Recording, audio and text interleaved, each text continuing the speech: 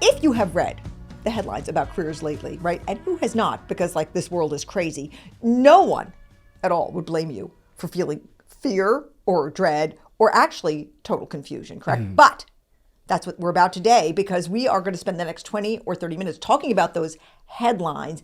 And you may have fear and dread at the end, but you will not be confused. That's my promise. That's our promise, is it not? And along the way, as we sort of unpack the headlines around careers today, you might even have a light laugh. That's what I'm hoping. Like, we will now demonstrate. Like a ha-ha. Yeah, ha-ha. They're funny, aren't they? They're Yeah. funny, aren't they? Well, I'm Suzy Welch. Welcome to Becoming You, the podcast where each week we endeavor to walk alongside you on the journey to your purpose. Walk along lovingly and supportively, but also realistically.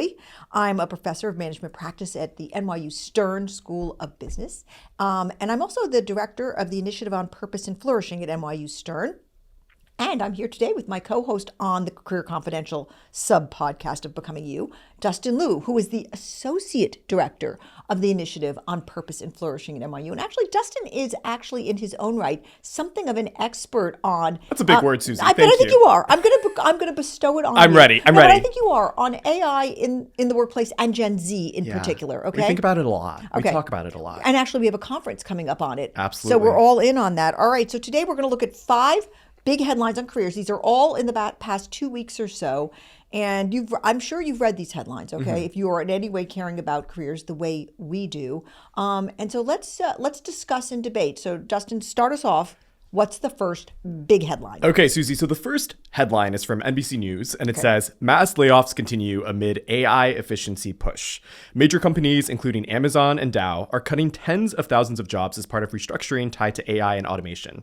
Amazon alone announced about 16,000 corporate layoffs in 2026, following a prior 14,000 job cut. And large employers like UPS and others have also slashed roles, citing AI and cost efficiency strategies. Suzy, tell me a little bit about... Wait a minute, before we go on.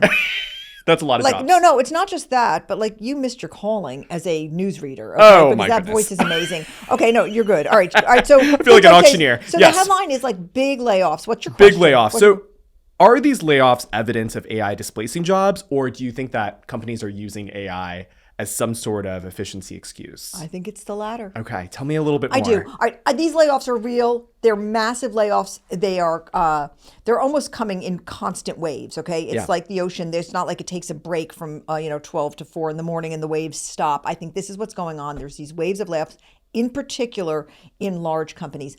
I think what's going on from everything that I've read is that there was overhiring during the pandemic. There was kind of haphazard hiring because no one knew how long the pandemic was going to go on. Obviously, there was a gigantic workplace shift during the pandemic. There was a huge amount of confusion. And now companies are using AI to as an excuse to let go of people in mass numbers, and it makes it so easy for them. They can just wipe their hands and say, "Sorry, it was AI. Oopsies." And there's a couple of reasons I feel this way. Number one, I've heard it, and then I've heard the executives say later that we had this excuse, and it makes it much easier. I will also say that 2 studies were conducted. And, academics, we love to read studies, but I want to talk about 2 studies. One study came out of MIT, the business school, and it surveyed CEOs of top companies. And it said, have you seen any productivity gains from AI yet? And only 5% of the CEOs said they'd seen any productivity gains. They expect to see productivity gains. Yeah. They think they're coming, but they haven't seen them quite yet, okay? Now, there was another study done at about the same time by another professor at Wharton Business School, and they surveyed also CEOs, and they said, yes, we've seen, some of them said up to 85% in productivity gains. The difference, if you split the difference between, 5% and 85%, it leaves you sort of thinking, well, companies are seeing somewhat productivity advances with AI, but not enough for layoffs of this magnitude. So if your company is doing big layoffs and they're saying it's because of AI, take it with a grain of salt, all right? But layoffs are here, and they're going to be continuing over the next, I would say, 18 months. Tell me a little bit about what you think this has to do with job stability or... Yes. Well, there's no job stability. I think that when I came out of business school, which was in 1988, which is like, 20 years before you were born, basically. When I came out, people talked about lack of job security. Yeah. And it was a term, no, it's very, but man, it's so different now. You Yeah. thought you were going to keep a job for 3 years. Yeah. It was very good to keep a job for 5 years. So there's no job security, all right? There never really was, Yeah. but now there's below zero, okay? Now I want to talk about where this leaves me.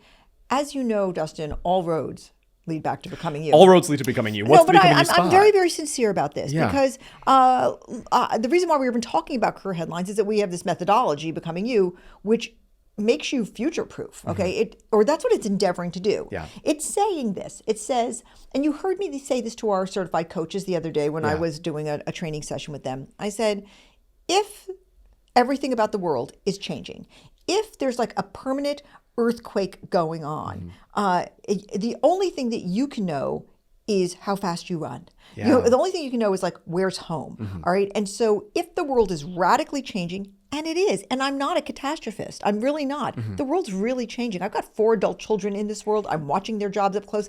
Every single day, I suit up and I teach MBAs. I see what's going on with their job offers. They get them, then they don't get them. It's very scary out there. Yeah. If everything is upside down and changing, you can only know you. And so there's just no margin of error. So what do you have to know about you? Well, you have to know your values, all right? And you can't be mamby-pamby about it. You can't be, I really value family and financial security. I mean, there's 16 values. Yeah. You've got to know what they are, and you've got to know them ranked order, because you really need to know how much you value achievement. How much do you value work-centrism versus how much you value eudaimonia, which is the fun value. By the way, you've taken the Values Bridge, our test that ranks values. Yeah. Where's eudaimonia for you? It's quite low. Okay. Yeah. Okay, it's very low for me too. But no shade to anybody who's got eudaimonia at number one. You've got to know what you value so that when you place yourself out in this changing world, you're not surprised by the outcomes. Okay, that's the first data set. You have to know your values. Number 2, you have to know your aptitudes.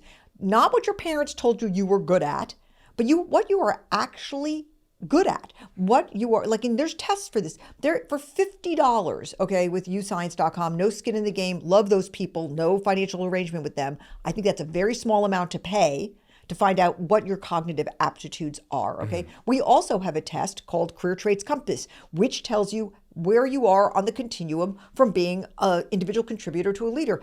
Heck, that's very good information to know about yourself. You also need to know what your emotional aptitudes are. Like I can say about you, having worked with you now for how long? 2 years. Best 2 years of my life. Oh, sorry. Okay, no, but I could say, having worked with you closely for 2 years, your emotional aptitudes are so relational. Like you're so good at making people feel heard and seen. You know, that in my management class, I have to teach people how to show other people how to matter. That's very natural to you. That's an aptitude. If I was you going out in the world to get another job, and if you do that, I'm coming for you. I know where you live, and you will not live, where I am. You will not live another day. But should that terrible thing ever happen, and it won't. But if you were ever to do that, I can't even say the words. You would be able to say, I know my aptitudes. This is how my brain is wired, cognitively, intellectually, and also emotionally. I'm very relational. I make people see. You have to know this data about yourself, especially in a changing world. Totally. Because they have to know. You've got to know where to plug yourself in. Yeah. And finally, you have to know what your economically viable interests are, not just your interests, because the world's a changing. You have to know what economically viable interests exist. You have to open your aperture and you have to find out what's out there, what industries exist, what industries are emerging. My daughter Sophia, who we all love very much, Sophia, is in casting. And I said to her one day, why don't you go into AI and ask what's the future of casting? And she found out all this different stuff that's going on in casting. Yeah. We had no idea. You should use AI to help you find out what AI is doing to what you're interested in. So you have to keep your aperture very, very open. You have to have those data sets. And so, okay, companies are laying people off and they're going to continue laying people off. They're going to tell you it's AI. Maybe it is. Maybe it isn't. But the bottom line is still the same. Get a freaking hold on who you are in the details. So no matter what happens out there, you can explain yourself with a very cogent, accurate narrative and plug yourself in where there's place for you. Okay. That leads us into our second headline from Business Second headline. Insider. What is it? Where's it? Wait. Where is it from? Business Insider. Speak. Ageism in hiring, resume Botox trend. Professionals in their 30s and 40s are trimming work history to appear younger to land interviews, a trend dubbed resume Botox. This illustrates younger age bias affecting even mid-career talent, not just older workers. What do you make of this perception that we actually need to make ourselves look younger. Yeah, in it's order to happening. land jobs. This is real. I didn't want to believe it. Yeah. Okay, but so many people who listen to this podcast and who, who read the newsletter and whatever, follow me on Instagram, DM'd me about it, and I asked for their experiences, and we were kind of deluged with this. Ageism is so real. And in fact, one time I was on a podcast with Jessie Hempel, who has the Hello Monday podcast on LinkedIn. She's a tremendous person. And we had open phone lines. Yeah. It was sort of like, 1-800 unemployed, okay? And people called in, and it's LinkedIn. The power of LinkedIn is huge, and it was tens of thousands of people calling in. The number one complaint was ageism, okay? People saying, I'm not taken seriously because of my age. I have to say this terrible thing. Companies like young people because they're cheaper. Okay, so when you're 45 years old, you're earning a certain amount, and you come in and you're kind of fully loaded, and you say, and literally, it's been said to me, I can't work for when I left my last company, I was making, this six-figure sum. I can't make less than that. And I'm thinking to myself, yeah, well, I can get a kid out of college, along with AI, I can train them up, and I can pay them half as much. And I'm watching the bottom line. I'd love to hire older workers because they are generally much more mature and poised, and so they know more. Yeah. But they're very, very expensive. And the sad thing is that and they built lives where they've got mortgages and tuitions because they thought the world was going to keep going in one direction. Who can blame them? It's just terrible, right? And now suddenly they're out of jobs, and they've got this infrastructure around them that's very expensive. This is a little bit why we're seeing people move to places like Philadelphia and Indianapolis, where the cost of living is lower, but also fewer jobs. Okay, so what this means is a couple of things. If you're 40 or 50 or even 60 and you want to stay in the workforce, you have to understand that there may be a period where you make less before you make more again. You make less, you put yourself on parity with younger workers, you get in, you prove yourself indispensable if you can, and then you go in and say, hey, I'm indispensable. How about let's show me some love. I hate this story. I wish I wasn't saying it. I'm not saying it's good. Let me be clear. I'm just trying to be real. Okay. So there's number one. You may have to take a haircut on your compensation to keep up with the youngsters. Number two, you have to fight everything to make any kind of discomfort around ageism true in the interview. You've got to know what young people are thinking. You've got to know about AI. You have to be an early adopter of it. When they ask you about AI, you've got to say, well, here are the 6 platforms I like. I frankly like Perplexity, even though everyone's down on it. I mean, you've got to actually speak the language. Yeah. You can't have any kind of tech ick. Okay? You can't be, you just can't be a dinosaur. You can't, if you want to get in, you got to have the skills and talents. And I actually had an interview with a person who was 50 the other day. And I was so hopeful because I needed and wanted the experience that he had on his very long resume. He had not done any resume Botox. It was a super long resume. I really wanted his experience. And he came to the interview unprepared. Hadn't done any homework, had not even kind of Googled my name, had not done the Values Bridge, which is our flagship product. Okay, he's applying for a job at our company. This is our flagship product. And I would say that because you already have 2 strikes against you with your age, you have to come to the interview over-prepared. You can't wing it. So that's another thing I would say. That's my verdict on this. Do you think that people should be shortening their resumes, Suzy? Do you think that? No, because when you show up at the interview and they look at you, they're going to put it together. Right, yeah. Third headline.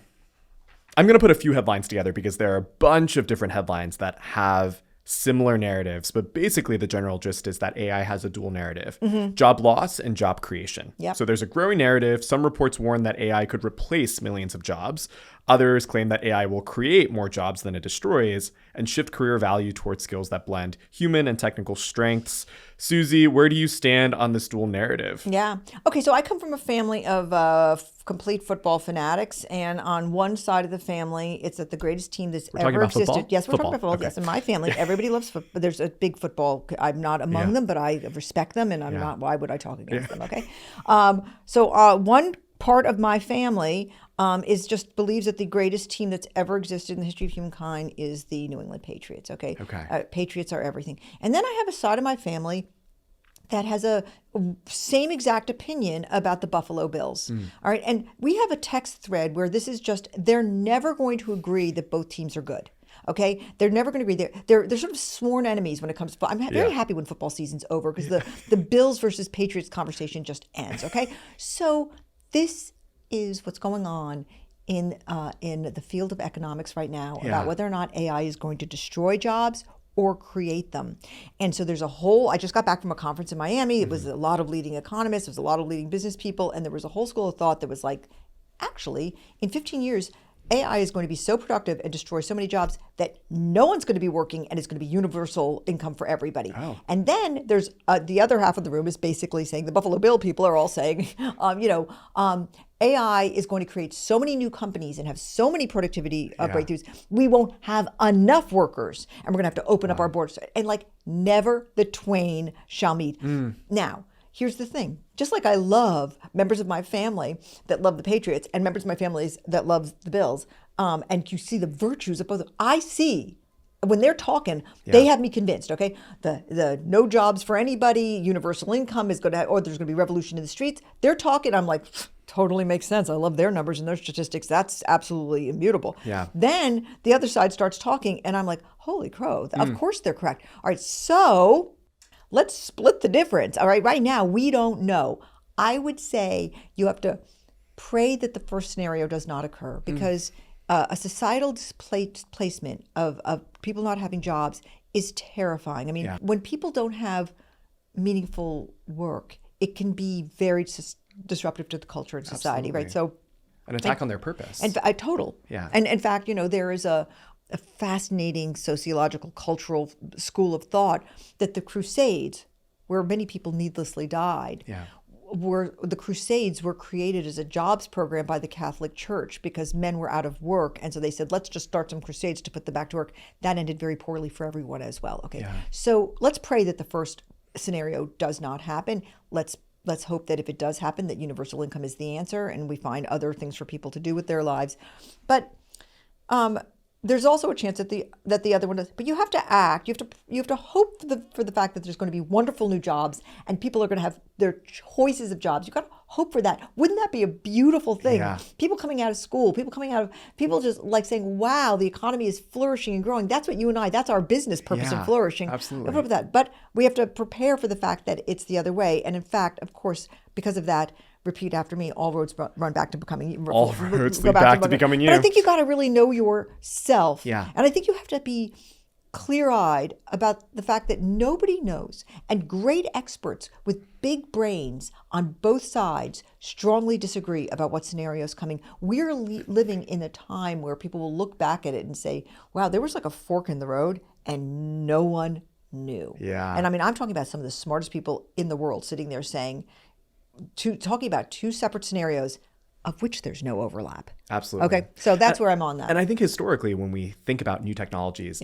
new jobs have always been created, maybe not for the same people, but new jobs have been created. Yeah. But it's interesting because for the first time ever, there's a technology that can beat you to the puck. Like as you're retraining to that new job, it can actually learn it and do it better. Yeah. I mean, Suzy, I'm hearing you say we need to have a little bit more agility to pivot and to reimagine and to double down on maybe some more human skills. What advice would you have for professionals that feel this need to sort of stay ahead of the curve? Yeah, I think that doubling down our humanity is going to be a good thing because say AI takes away all our jobs, there's still going to be like this, you and me in a room together, people having fun, like, having a dinner party or like taking a walk with a friend on a beautiful fall day. And so relational skills are still really important.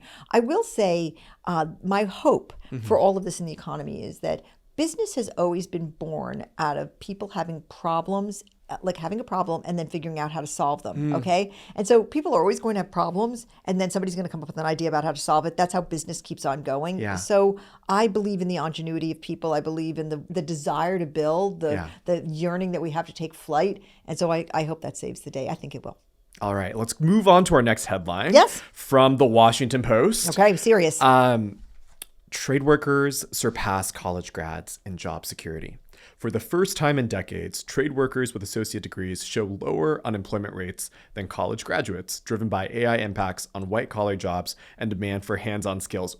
Basically describing what we were just talking about, right? The fact that there are some jobs that still require the human touch. But this is like plumbing. These are trade jobs, okay? So they're okay. Yeah. I mean, the human touch, yes, because you got to tell you. But like, I have been on the board of Angie, which used to be Home Advisor for more years than I can count. I can't, 10 years, 12 years.